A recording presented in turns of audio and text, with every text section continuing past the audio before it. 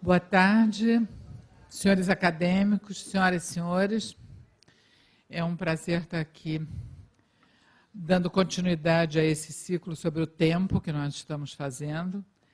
Hoje eu substituo aqui o presidente Marcos Vinícius Vilaça, que está fora do Rio, e é uma alegria poder dar as boas-vindas ao conferencista de hoje, Francisco Dal da Veiga, que vai falar sobre tempos cruzados, autoritarismo e a morte de Freud.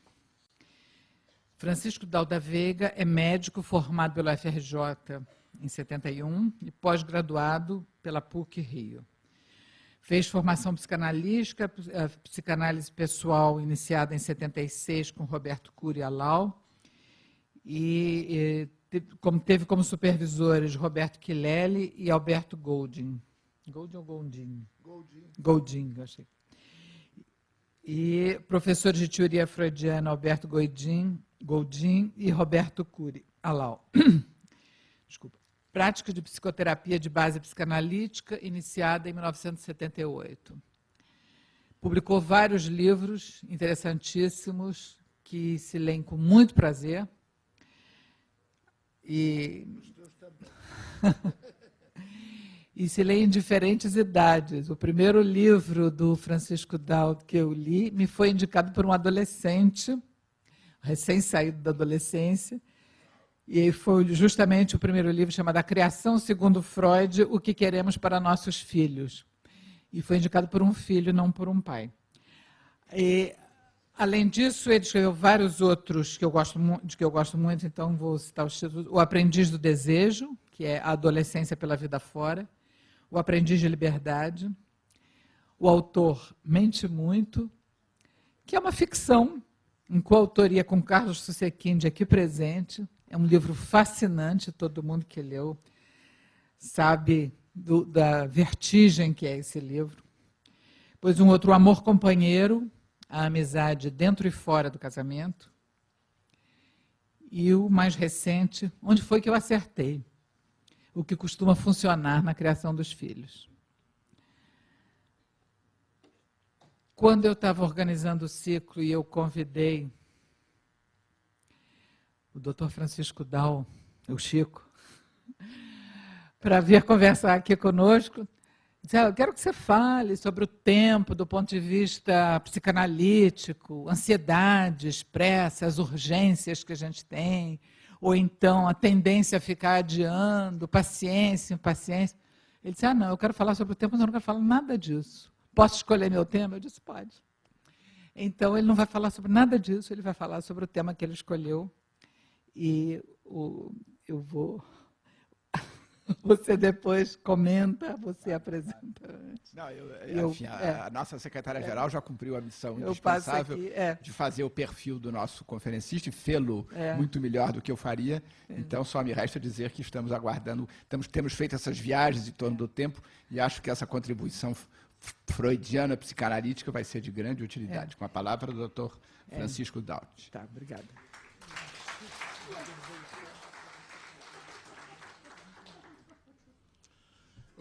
Ana, primeiro, Daut. Segundo, obrigado pelos elogios aos meus livros. Estão todos devolvidos aos seus, que são os do gente grande e gente pequena. E a Ana, quando me convidou, ela disse assim, são temas atuais. Assim, eu quero falar sobre a morte de Freud, e eu quero falar sobre Moisés e o monoteísmo. Francisco, temas atuais. Mas isso remete à atração que o ser humano tem pelo autoritarismo. Ana, você não acha que isso é um tema levemente atual? Aí ela disse, bom, realmente, visto por este ponto de vista, até que você tem razão. Pode meter bronca. Então, senhores,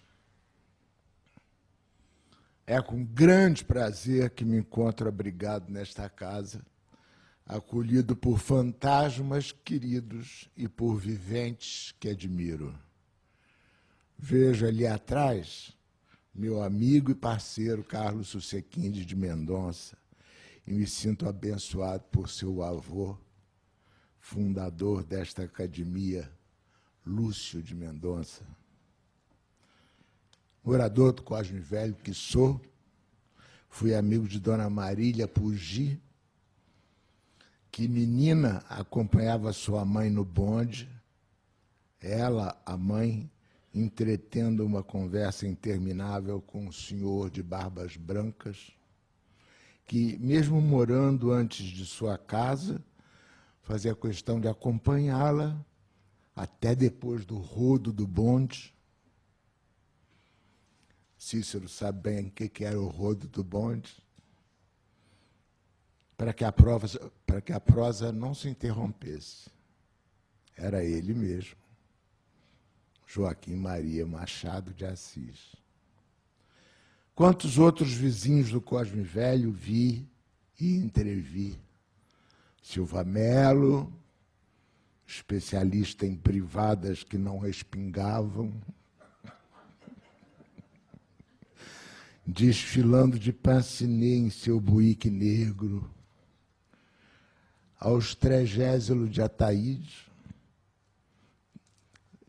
cujo maior atributo, eu digo, era ser marido daquele bibelô que era a Dona Jujuca, a quem o Cícero tem a honra de ter sido genro. Marcos Rebelo, que fez o mais saboroso conto sobre laranjeiras. Seu vizinho do Águas Férreas, Raimundo Fauro, que, confesso, me derrubou na primeira citação em alemão dos donos do poder. Cícero Sandrone, por quem tive a honra de ser entrevistado quando o Frei Beto fez uma greve de fome. Depois o Lula disse que não gosta de greve de fome, não, mas o Frei Beto gostava. Ao seu amoroso Lima e sua Casa Azul, Manuel Bandeira, a quem demos carona da Rua Pereira da Silva, onde morava uma casa militar dele, até a Glória, onde o aeroporto em frente dava-lhe lições de partir. E mais longe, no alto da mesma ladeira, meu tio-avô velhinho, enfiado em sua biblioteca de sótão, Afonso Pena Júnior. Meu adorado professor Carlinhos Chagas, que certa vez, em dúvidas em quem votar na academia, mostrei-lhe as razões do iluminismo e ele decidiu o seu voto. O que dizer do Padre Ávila? Minha mãe tinha tal xodó por ele que nós implicávamos com ela a despeito de seus mais de 90 anos. E eu implicava amorosamente com ele. Não vota no Hélio Jaguaribe, não. A quem ele ama. Vota no Paulo Coelho. Sem comentários. Ele me respondia, me mandando a um lugar que não fica bem para um clérigo, mas que se transformava num carinho e tanto para um amigo. O que dizer da Ana Maria Machado? Digam vocês, depois da palestra, pois ela é a responsável pela minha presença aqui. Se for eu a dizer, minhas palavras serão suspeitas de terem tido o patrocínio da Imperatriz das Sedas. Para pôr fim a este nariz de cera, que já está digno de Jimmy Durante, ao saber que quem medeia a nossa conversa é o Luiz Paulo Horta, fiquei feliz, pois nós partilhamos de dois carinhos muito especiais. a música e a Ana Cristina Reis. Bom, vamos a Viena. E o ano é de 1937. Freud já viu seus livros queimados na fogueira, já brincou amargamente. Estamos evoluindo. Há alguns séculos seria eu na fogueira. Mas não pode evitar o pensamento de que o cerco se fecha. O Anschluss, a anexação da Áustria, foi recebida pelos austríacos com alegria histérica.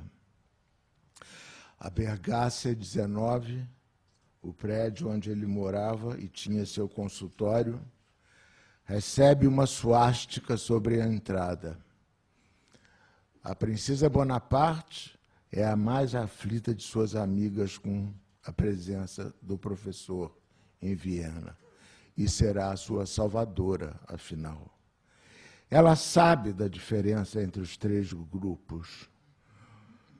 Os que já viram os sinais e foram embora, os que viram, mas ainda acharam que as coisas podiam mudar, os que negaram até o fim, recusando-se a aceitar a barbárie humana e por ela foram destruídos.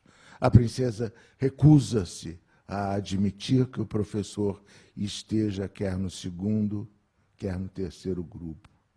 Ele é inteligente demais para isso. Ele o é, mas seu cérebro está tomado por uma guerra de sentimentos.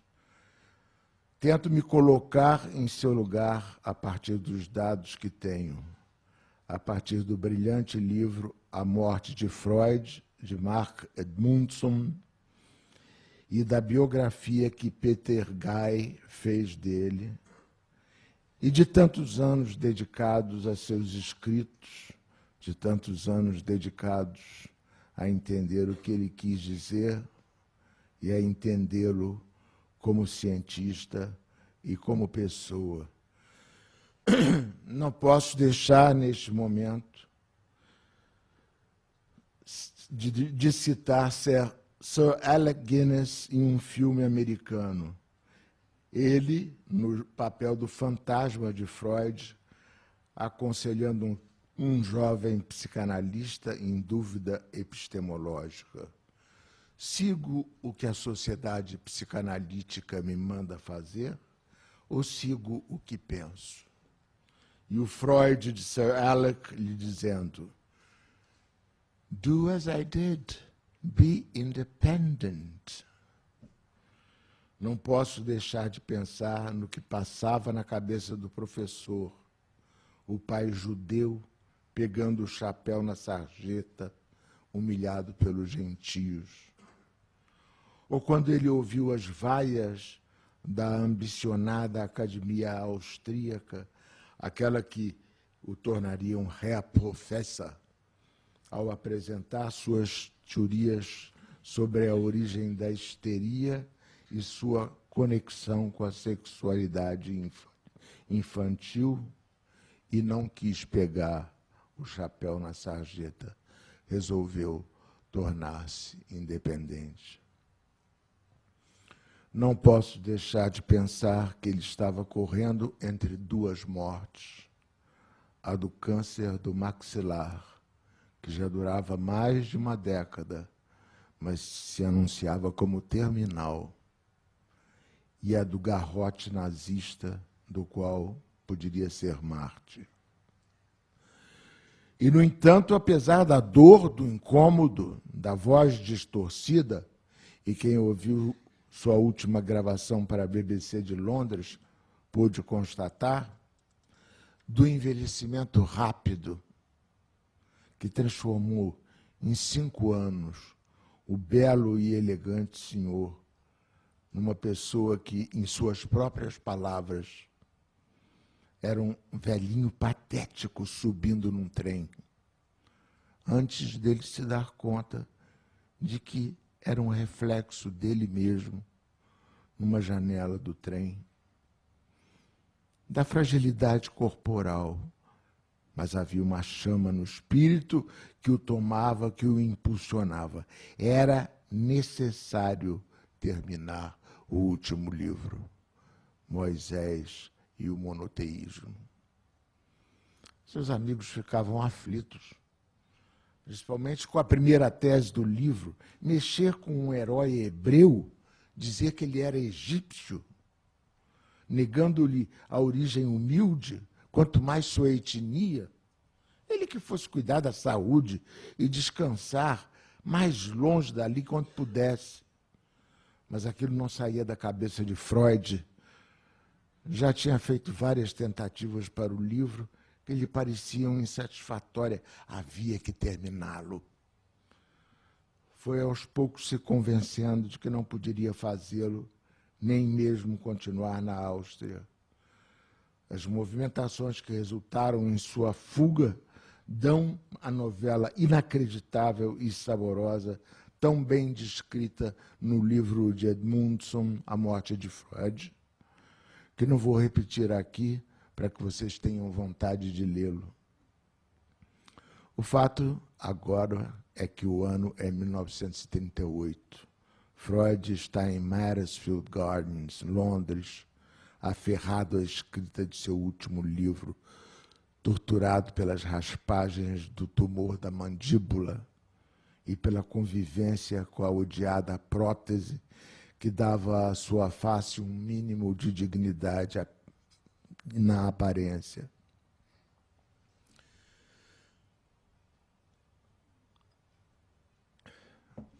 Uma pequena digressão sobre mim mesmo como psicanalista de origem orgulhosamente freudiana.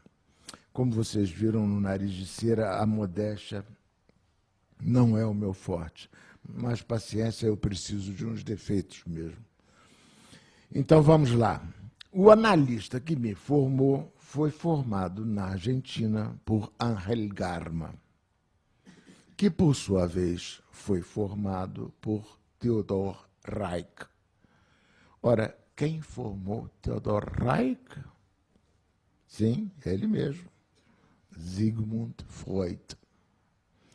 Ser quarta geração não me confere nenhum dom especial. Tenho a humildade de reconhecer isto. Mas me dá um vínculo afetivo com o velho que só me faz aumentar a vontade de querer entendê-lo, de querer defendê-lo. Mas essa defesa nunca foi a crítica.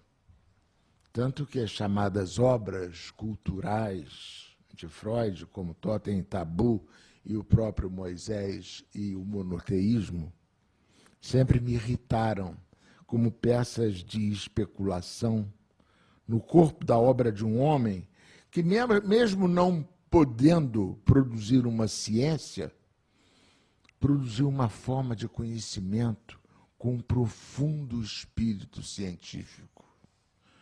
Antes que alguém estranhe eu não considerar a psicanálise uma forma de conhecimento científico, quero dizer que o Karl Popper tem sido meu guia predileto nas questões epistemológicas.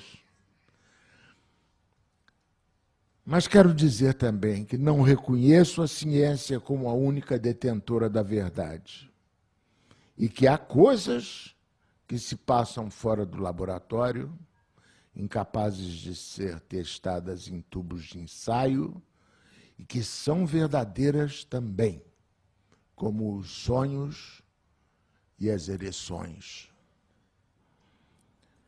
Eu dizia indignado, ele não tirou isso das pesquisas do consultório. Mas, ao ler, finalmente, Moisés e o monoteísmo, fui me dando conta da semelhança que tinha encontrado antes com outras formas de narrativas. Essas, sim, vindas do consultório, que Freud havia usado, a parábola e a metáfora. E o que tinha feito eu em 1992, ao publicar A Criação segundo Freud? Eu havia transformado o complexo de Édipo em metáfora. Minha melhor caricatura das críticas sobre o complexo de Édipo é a cena do filme A Máfia no Divã, quando Robert De Niro diz a seu terapeuta Billy Crystal: "Do you mean I want to fuck my mother? Do you know my mother?" Ora, em 35 anos de clínica, eu só tinha ouvido 2 rapazes que se lembravam de haver desejado sexualmente suas mães na infância. É bem possível que, na época vitoriana de Freud, quando as mães tinham seus desejos mais reprimidos e as crianças pudessem ser seus brinquedos sexuais mais à mão, a coisa pudesse ter sido tomada mais ao pé da letra, como hoje é entre certos padres e seus pupilos. E esta tivesse sido a motivação de Freud para descrevê-lo assim. Mas de lá para cá, e por conta do próprio Freud, o complexo de Édipo foi perdendo seu sentido original, mas não o seu sentido metafórico. O Édipo de Freud pode ser lido assim: continuamos a ter medo do mundo e a querer a proteção do colinho. O pai representa um mundo ameaçador. A mãe representa o colinho aconchegante. Entrei no colégio alfabetizado em casa, no primeiro ano primário direto. Nada de jardim de infância, Dona Lucy Vereza, nada de esse negócio de período de adaptação. Entrava na sala a Dona Norma e eu começava a chorar. Este ordalho durou mais do que uma semana. Eu queria mais, era recreio. E vocês acham que eu enfrento a Academia Brasileira de Letras assim, sem um pingo de medo? Que eu não vou sair daqui direto para o Vilarino? Que esse meu atrevimento todo não é uma formação reativa, um mecanismo de defesa? Que eu não faço uma conversa interna dizendo para mim mesmo que minha desimportância é tal que amanhã ninguém mais vai se lembrar do que eu disse, porque vai virar um mero papel de embrulhar peixe? Que para vocês outros, o próprio título de imortal, que é a glória que fica, eleva, honra e consola, não é um colinho que os protege da nossa pior inimiga? Aquela que abre vagas?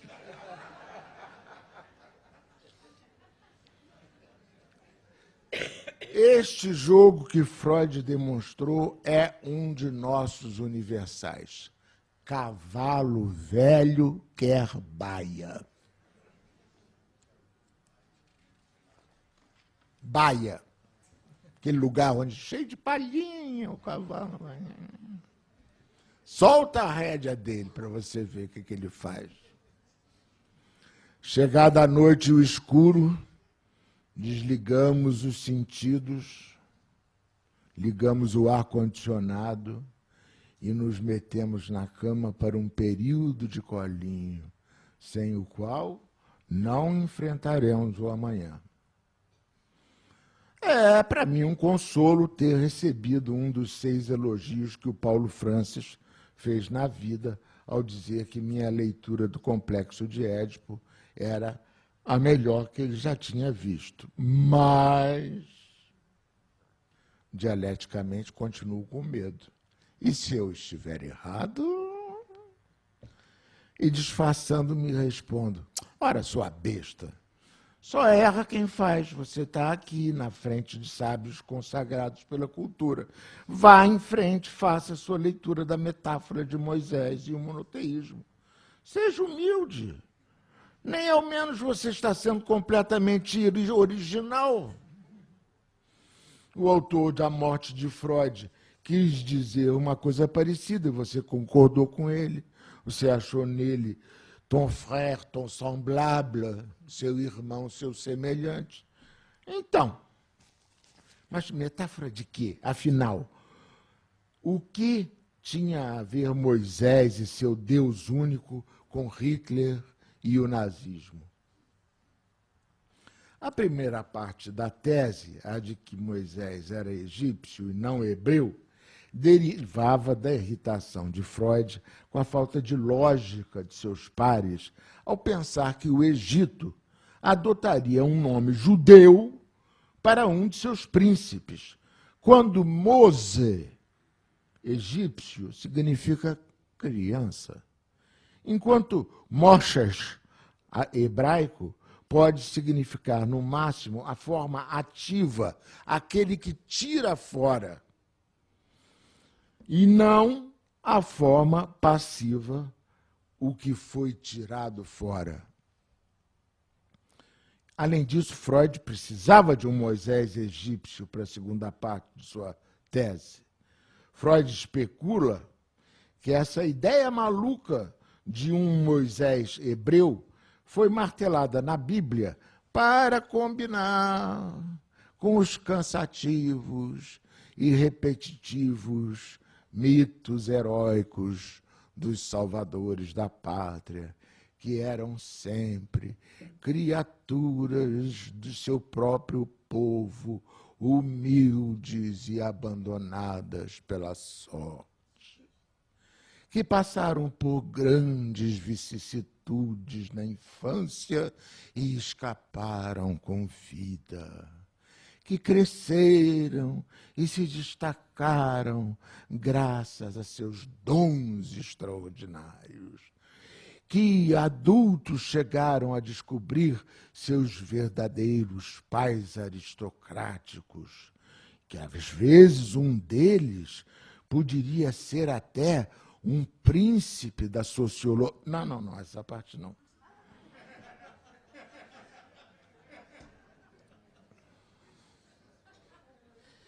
Que mesmo reconhecido pelo pai, quer dele se vingar e se vinga, alcançando grandeza e fama. Eu não sei porque que essa história me soa vagamente familiar.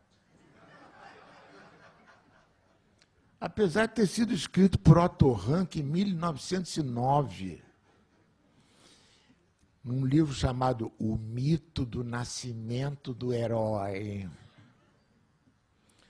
A segunda parte da tese de Freud é a beleza e a tragédia das religiões monoteístas. E a comparação que Edmundson fez entre a agonia desse Freud, premido entre duas mortes anunciadas, a do câncer e a do nazismo, para deixar um legado sobre uma atração da natureza humana sob a forma de seu último livro. Ele foge do terror do monoteísmo humano. Hitler, tornado Deus, tornado o salvador da pátria, com todas as características do mito do herói, tendo elegido o judeu como o seu bode expiatório, quase tão pateticamente como Leopoldo Galtieri gritou "Las Malvinas son argentinas", para ocultar seu fracasso como governante. Não é por acaso que cito um exemplo sul-americano. Vivemos um momento em que supostos salvadores da pátria criam todas aquelas condições que Otto Rank descreveu em 1909. Mistificam seus heroísmos e elegem demônios para se tornar deuses humanos. Impõem hegemonias culturais, pensamentos únicos, dogmas, olham dissidentes como blasfemos, querem calar os discordantes através dos mais modernos ensinamentos gramscianos ou das mais antigas milícias hitleristas. Mas é apenas por terror que o povo os aceita? O pior é que não. Eles acenam com o colo do complexo de Édipo. Vou cuidar dos frágeis, diz a mãe dos pobres. Eles acenam com os horrores do mundo cruel. As elites querem arrancar o couro de vocês. Na época, os judeus são a causa dos nossos males. Ódio ao bicho-papão. E é só pensar na coreografia de Hitler, no pódio. E a proteção ao povo e a grandeza da pátria, causando nos 80% amor histérico. Sieg Heil, em coro uníssono. Não há espaço para discordância. É golpismo da imprensa. É preciso controlá-la. Até dos 2.300 anos, em uma pequena cidade-estado da Grécia clássica, Atenas, nunca havia surgido nada parecido com aquele pequeno broto de ideia onde o indivíduo era levado em consideração e o pretendente a tirano era expulso do país pelo voto do cidadão, algo chamado democracia. Seria coincidência que naquela terra de homens sábios não havia monoteísmo e seus múltiplos deuses foram se enfraquecendo para dar lugar à filosofia? Ela nos ensina algo a respeito, como Freud nos ensinou. Criem seus filhos no ódio e no terror, e eles buscarão tribos, punks, skinheads, pit boys, partidos totalitários, religiões fundamentalistas para se vingar do mundo. Criados no mimo e na superproteção, eles pedirão sinecuras e nepotismos que os protejam do mundo cruel.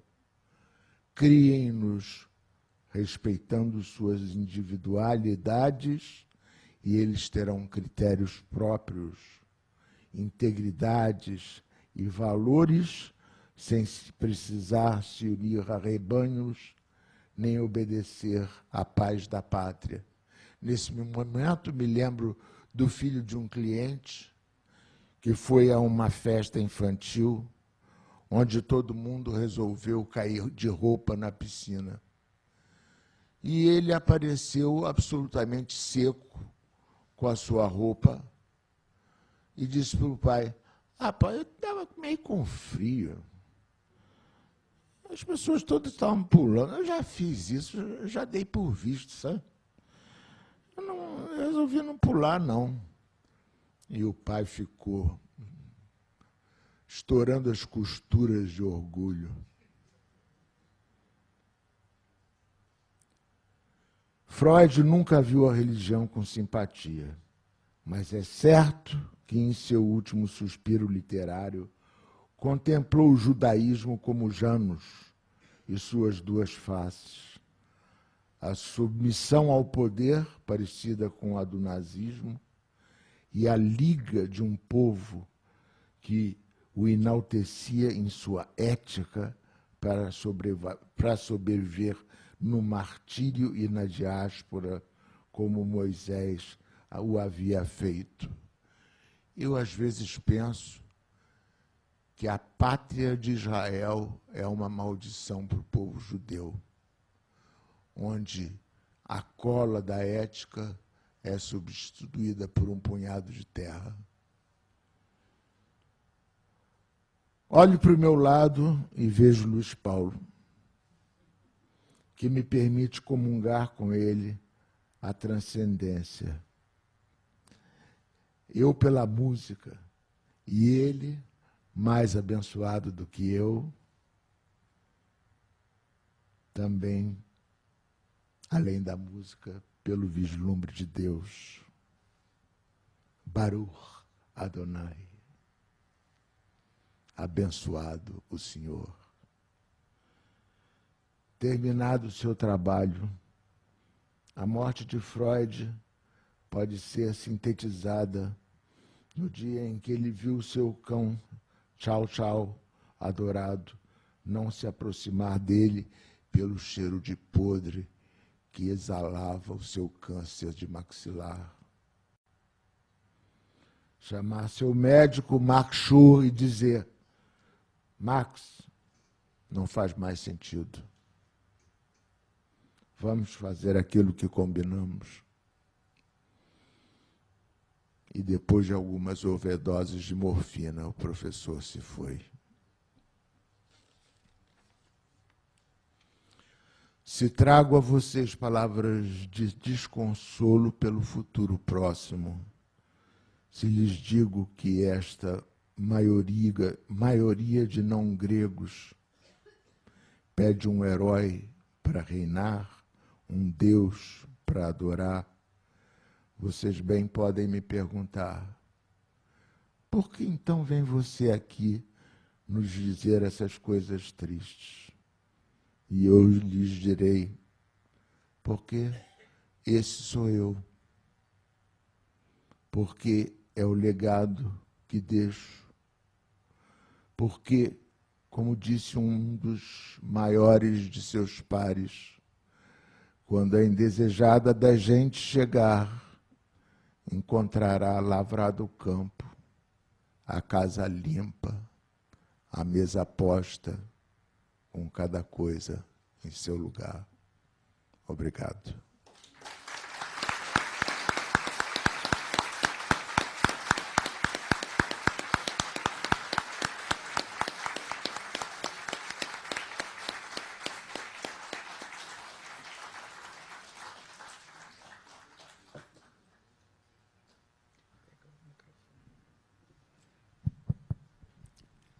É uma coisa muito fascinante poder ouvir uma palestra como essa do professor Daut. E nessa série que nos propusemos a fazer sobre o tempo, nós temos tido muita sorte, desde a primeira sessão, depois a última sessão, em que a ministra Carmen Lúcia também mostrou uma verve extraordinária. E hoje nós tivemos essa palestra que a mim e a Ana Maria, como pessoas de texto, nos chamou a atenção, antes de tudo, pela qualidade do texto, um maravilhoso texto. E, enfim, começou de uma forma meio proustiana, com as evocações do Cosme Velho, não é? E de outras amizades, de outras histórias. E depois o professor Daut nos propôs essa viagem em torno de Freud, de um modo também misterioso, que eu acho que cabe ao personagem, né?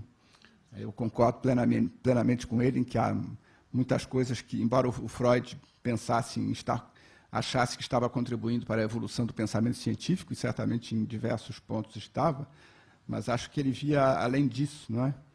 Como naquela frase do Shakespeare que diz que há mais coisas entre o céu e a terra do que supõe a nossa vã filosofia. E acho que o professor, então, colocou magnificamente, inclusive com as evocações da Viena dos anos 30, do cerco do nazismo a tudo que era consciência, direito e liberdade e dignidade, não é? Essa viagem patética de uma pessoa atingida pelo câncer, que vai para Londres, do lugar tradicional de refúgio de inconformados, como o nosso Voltaire, que o Rouanet conhece tão bem. Sim. Então, achei uma viagem maravilhosa e acho que, embora ele tenha fugido de uma aproximação científica, né, o que eu achei ótimo, gostei demais, não é? De qualquer modo, colocou diante de nós esse choque, se a gente pode falar assim, entre duas grandes figuras do judaísmo, né? Fosse Moisés ou não fosse hebreu, eu acho que ele era hebreu, né? Mas é uma espécie de... Esse esforço final do Freud me parece uma coisa muito emocionante, impressionante, né? Porque é um choque dentro do universo judaico de duas concepções de mundo diferentes. Quer dizer, a gente pode discutir a origem de Moisés, mas o centro da tradição mosaica é o encontro do Sinai, não é? Em que ele recebe, segundo a tradição judaico-cristã, recebe as tábuas da lei, que são o nosso cânone, não é?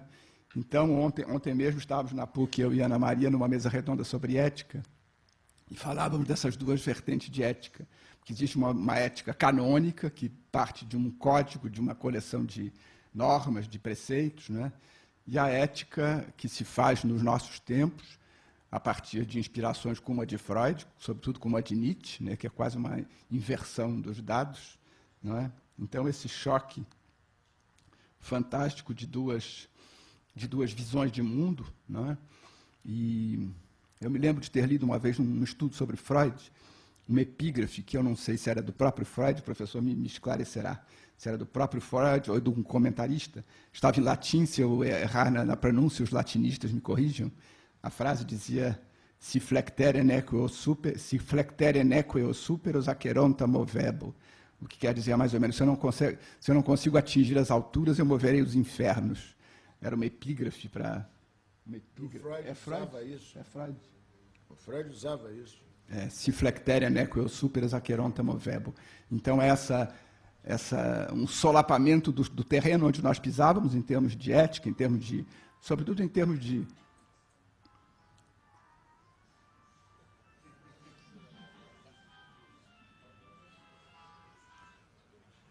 sobretudo em termos de civilização racionalista, não é?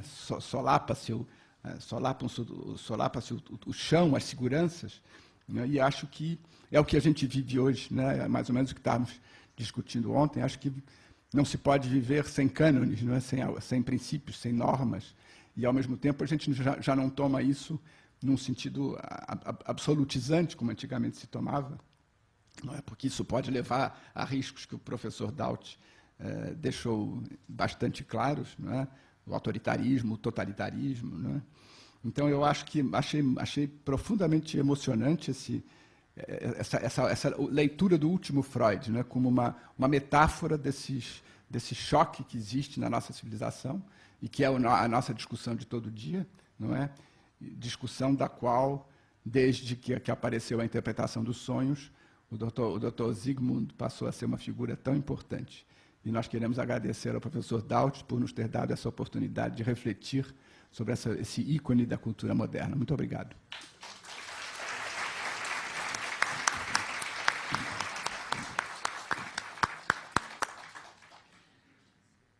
Bom, essas últimas palavras do Luiz Paulo eram as primeiras que eu tinha pensado em dizer, que eu queria... Realmente, esse comentário de hoje aqui, queria que fosse um comentário de agradecimento. Agradecimento ao Luiz Paulo por essa reflexão sensível e tão apropriada. Agradecimento muito grande ao conferencista pela visão inesperada, surpreendente, original, tão inteligente que ele nos trouxe, fazendo pensar. Agradecimento a essa plateia que está vindo neste ciclo que nós nos propusemos a que fosse um ciclo de desafio, difícil, de realmente pensar sobre o tempo. E, nesse sentido, a palestra de hoje vem acrescentar a isso. Ela foi divertida, foi engraçada, foi leve em alguns momentos, foi muito bem redigida, mas é um desafio a pensar. Nós saímos daqui com isso e sem facilitários, nem para os caminhos do pensamento, nem para qualquer otimismo oba-oba e alegrinho. E eu acho que nós precisamos sempre, de vez em quando, nos permitir esse espaço, esse tempo para uma reflexão não condescendente, não autoindulgente. E agradeço muito a Francisco Dal por ter nos trazido isso bem dentro do espírito do que era o desafio e a proposta desse ciclo. Queria convidar a plateia a continuar vindo. Na próxima terça-feira, dia 9, para terminar o ciclo sobre tempos novos, tempos nossos, coordenados pelo acadêmico Luiz Paulo Horta, nós vamos ter aqui como conferencista Marco Lucchesi, o poeta Marco Lucchesi, que vai nos falar sobre a indigência do tempo. Além disso, temos outros eventos programados para esse teatro. No dia 28, quinta-feira, agora, haverá uma mesa redonda em homenagem aos 50 anos de morte de Albert Camus, que será coordenada por mim e terá como palestrante Eduardo Portela e Roberto Cavalcante de Albuquerque. Depois, na outra quinta-feira, dia 4, às 5h30, na série Música de Câmara na BL, o duo pianístico da UFRJ vai se apresentar com as pianistas Maria Helena de Andrade e Sônia Vieira, também um programão. E no dia 10, quarta-feira, às 17h30, vamos ter uma presença internacional aqui, com a conferência do professor Guilherme de Oliveira Martins, que é presidente do Tribunal de Contas de Portugal, e que virá falar sobre Miguel Reale, com o título Das Finanças ao Direito e à Cultura, um filósofo da liberdade e da dignidade humana. Então, estão todos convidados e até lá. Obrigada. Boa noite. Quer falar? Não, então, espera aí. Até lá, não, um instantinho, que ele quer dizer alguma coisa. Entre as excelências imortais que aqui se encontram, existe um que eu ajudei a colocar aqui, vocês já sabem quem é, e que esteve na minha mente presente enquanto eu escrevi essa palestra, porque conta com a minha especial admiração.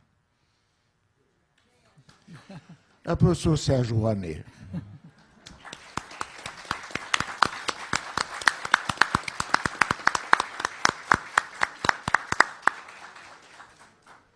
Então, bom, agora sim está encerrada a sessão. Obrigada.